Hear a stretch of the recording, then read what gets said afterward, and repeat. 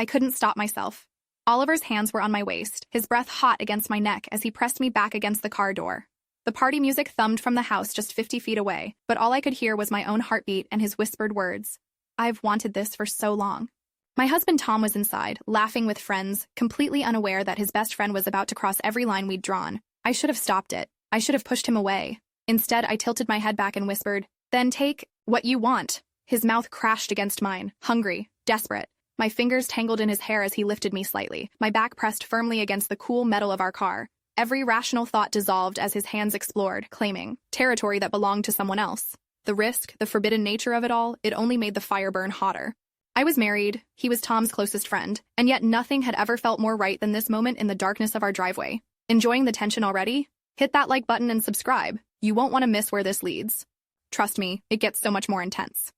The evening had started innocently enough. Tom and I were hosting one of our usual gatherings, friends, drinks, laughter filling every corner of our Denver home. I'd spent the afternoon preparing, choosing my outfit carefully. The black dress hugged my curves in all the right places, the neckline just low enough to be tasteful but tempting. I told myself I was dressing for Tom, but deep down, I knew better.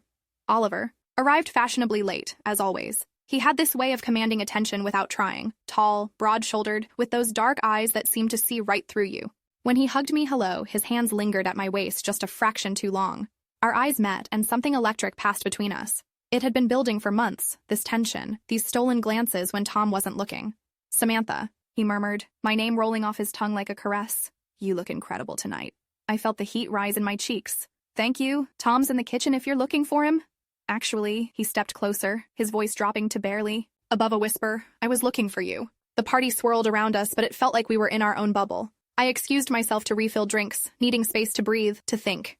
But Oliver followed me to the kitchen, finding reasons to brush against me as I moved around the island. His fingers grazed mine when he handed me glasses. His chest pressed briefly against my back when he reached around me for ice. "We need to talk," he said quietly, his breath warm against my ear. I shivered, my pulse quickening.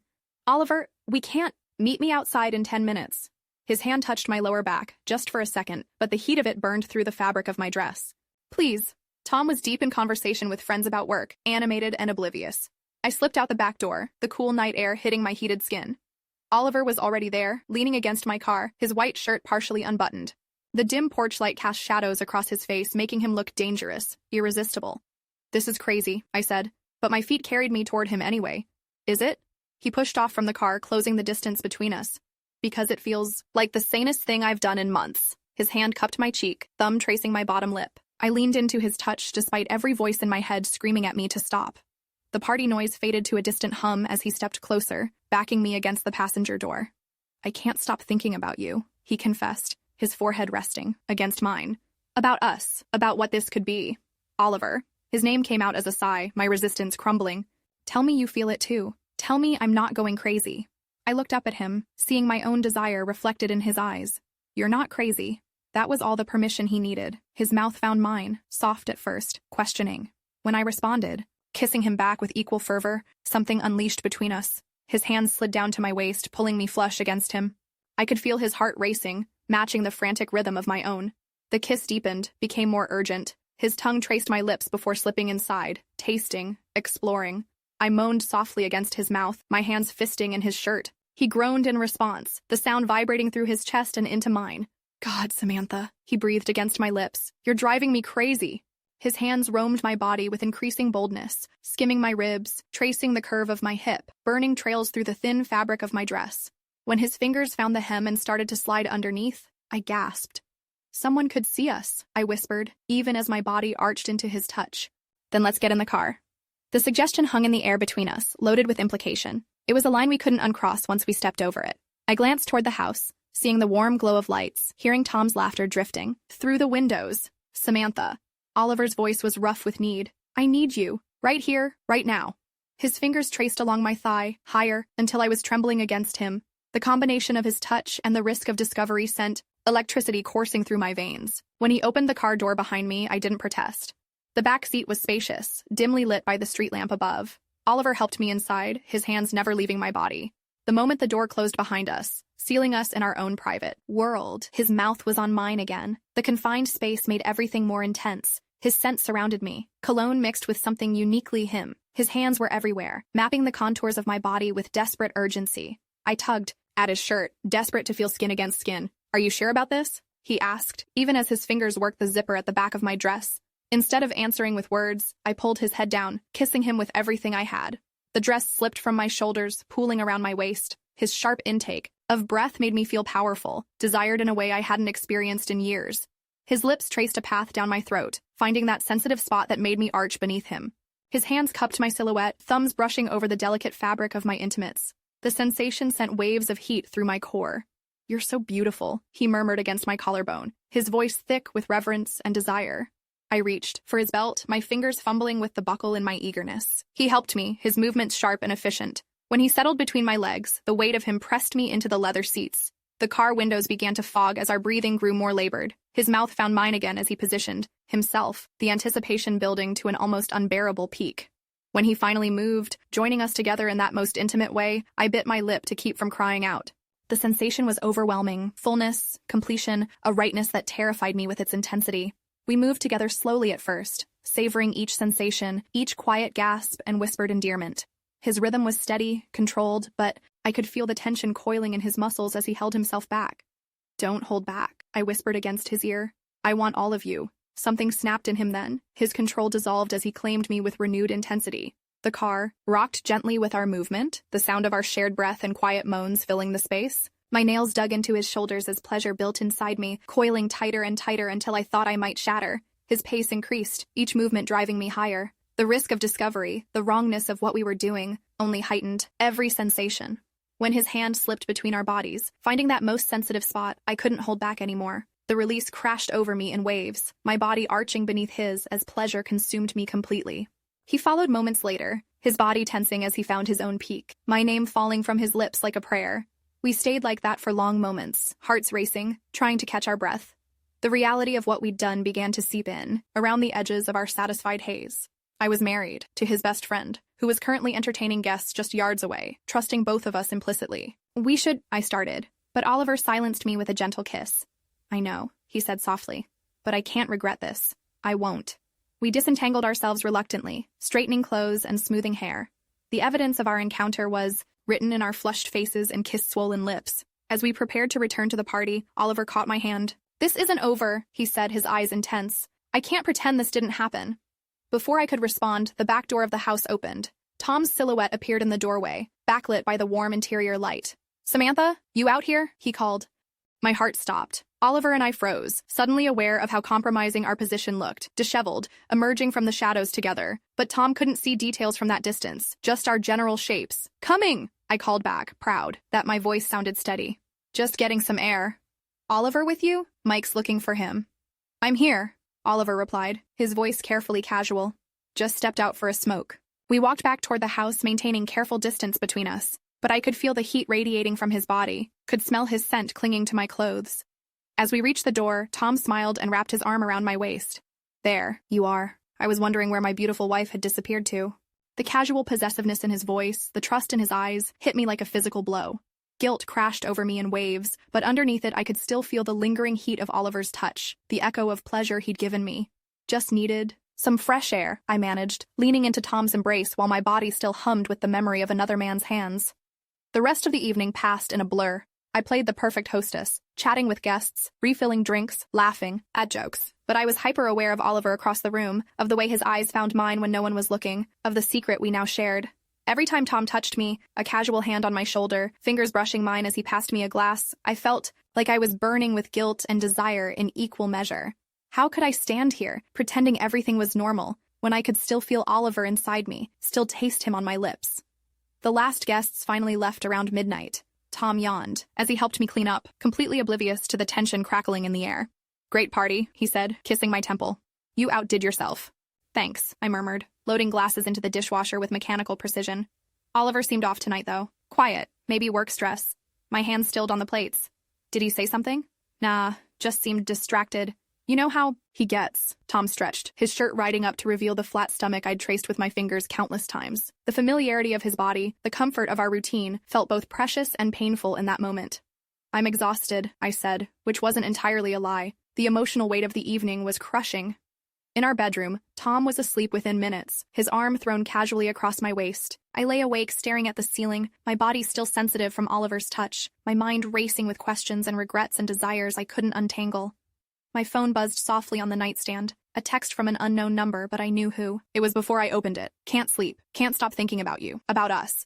I stared at the message, my heart pounding. I should delete it. Should block the number. Should pretend tonight never happened and work on rebuilding the trust I'd shattered, even if Tom didn't know it yet.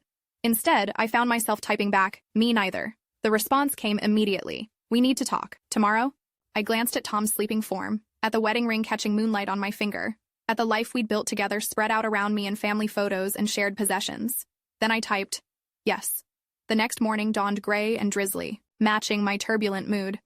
Tom left early for a weekend meeting, kissing me goodbye with the same casual affection he always showed. The normalcy of it made my chest tight with guilt. I was making coffee when Oliver knocked. Through the kitchen window, I watched him approach, hands in his pockets, shoulders tense. He looked as conflicted as I felt. Hi, he said when I opened the door, his voice carefully neutral. Hi. We stood there for a moment, the weight of last night heavy between us. Can I come in? I stepped aside, hyper-aware of his presence as he moved past me into the kitchen. The same space where we'd flirted just hours ago now felt charged with a different kind of energy. Coffee? I offered, desperate for something to do with my hands. Please. We moved around each other carefully, avoiding contact, but I could feel the electricity crackling whenever we got close. When I handed him the mug, our fingers brushed, and I saw his jaw clench. We need to talk about last night, he said, setting the coffee aside untouched. I know. I wrapped my hands around my own mug, seeking warmth. It was a mistake. His eyes flashed. Was it? The question hung between us, loaded with possibility and danger. I wanted to say yes, to take the easy path, to protect my marriage and our friendship with Tom. But the word wouldn't come. I can't. Stop thinking about how you felt, he continued, his voice dropping to that intimate register that made my knees weak. How you responded to me, how right it felt to be inside you. Oliver, don't tell me you didn't feel it too. Tell me it. Meant nothing and I'll walk away right now. I opened my mouth to lie, to give him the words that would end this before it destroyed everything, but I couldn't, because it had meant something. Everything. I felt it, I whispered, the admission torn from somewhere deep inside me. He stepped closer, his eyes intense. Then where does that leave us? I don't know. The honesty was painful. I'm married, Oliver, to your best friend. This can't happen again. Can't it? His hand reached out, fingers tracing my cheek with infinite gentleness. Because I think about you constantly. About your taste, your sounds, the way you said my name, my breath hitched, desire pooling low in my belly despite my best intentions. This is wrong. Then why does it feel so right? Before I could answer, he kissed me, soft, questioning at first, then deeper when I responded despite myself. His hands framed my face as his tongue traced my lips, reigniting the fire from last night. I melted into him, my coffee mug forgotten as I gripped his shirt. He backed me against the counter, his body pressing into mine with familiar heat. When his hand slipped under my robe, finding bare skin, I gasped against his mouth. I can't get enough of you, he murmured against my throat, his lips finding that sensitive spot that made me arch into him. The kitchen counter was cold against my back as he lifted me onto it, stepping between my legs. The position was intimate, vulnerable, and I could feel him hard against me through his jeans. We shouldn't, I breathed, even as my legs wrapped around his waist, pulling him closer. I know. His hands were everywhere, sliding up my thighs, caressing my waist, tangling in my hair. But I need you, Samantha. I need this. When his fingers found the heat between my legs, I bit my lip to keep from crying out. He was gentle but insistent, building a rhythm that had me trembling within moments. The domestic setting, my kitchen, where Tom and I shared breakfast every morning, made it feel even more forbidden, more thrilling. You're so warm, he whispered, his voice rough with desire. So ready for me.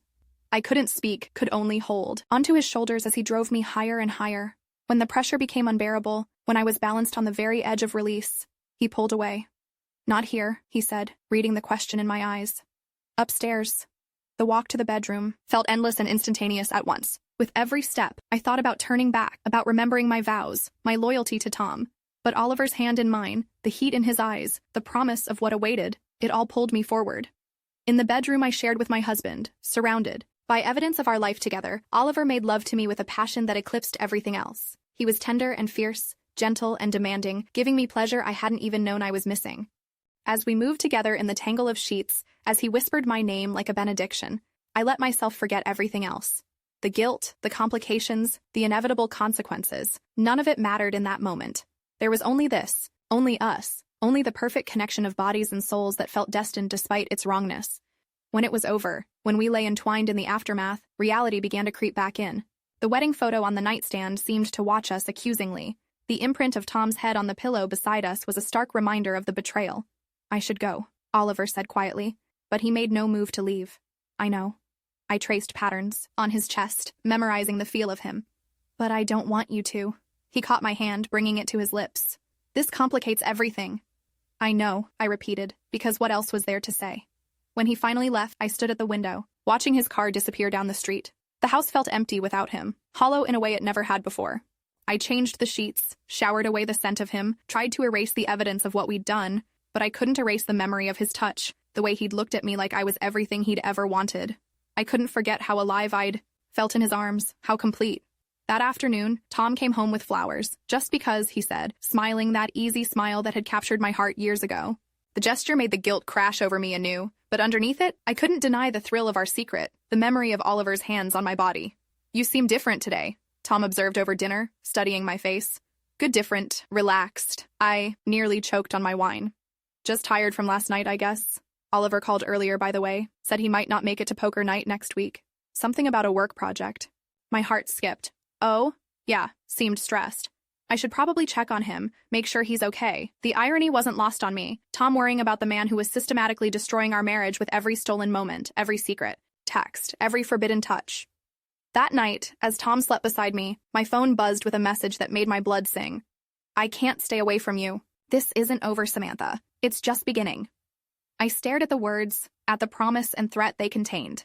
I should delete the message, should block his number, should confess everything to Tom and beg forgiveness. But instead, I saved it, holding on to this piece of him in the darkness. Some secrets burn us from the inside out, but others give us life we never knew we were missing. As I lay there in the dark, Tom's ring heavy on my finger and Oliver's words echoing in my mind, I wondered, how long could I keep living this double life? How long before everything came crashing down? And when it did, would the passion be worth the price? What would you do in my place? Could you walk away from something that felt so right, even knowing it was wrong?